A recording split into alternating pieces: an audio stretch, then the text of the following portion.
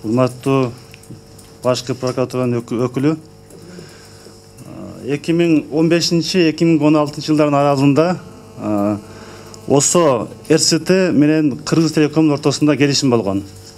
Келишимдин негизги максаты Бишкек-Ош жолуна Волс линия связи ошону жаткызабыз деп.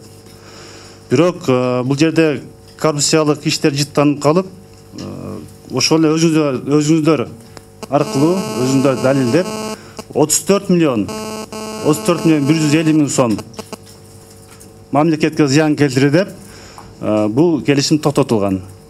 Буну көз карандык эксперттер да тактап берген. Бирок эмнегедир бармак басты көз кысты болуп, ушул иш токтоп калып, эмнеше жатат. Ушуну козгоюштарбы, аягына жетесиздерби? Биринчи суроо.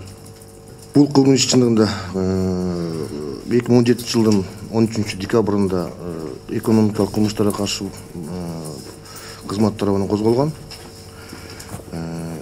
Тергөөнүн жыйынтыгы менен бул 13 февраль быйыл 18 жылы жанагы Алмамбет Насырканович айтканда кылмышка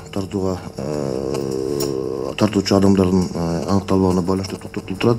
Бул иш боюнча азыр Коопсуздук кеңештин чечимин аткаруу алкагында азыр иштердин баарын суратып окутуп атабыз. Ошол негизинде биз канчалык деңгээлде мыйзамдуу токтотулгандыгын текшеребиз. Анан сиздерге кошумча маалымат беребиз бул иш боюнча.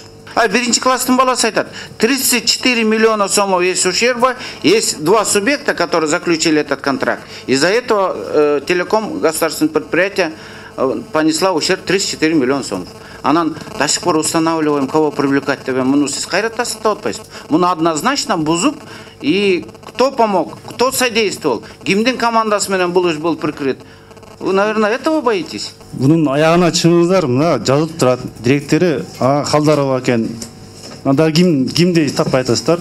Эми түшүнөбүз, мурунку жетекчиңиздер өздүк коррупциялык ишке катышып, мына көрүп атабыз, 200 миң, 500 миң доллар тушап жүргөндөрү. Эми бар алмашты, сиздерде эми ишенич бар, сиздерден талап кылабыз.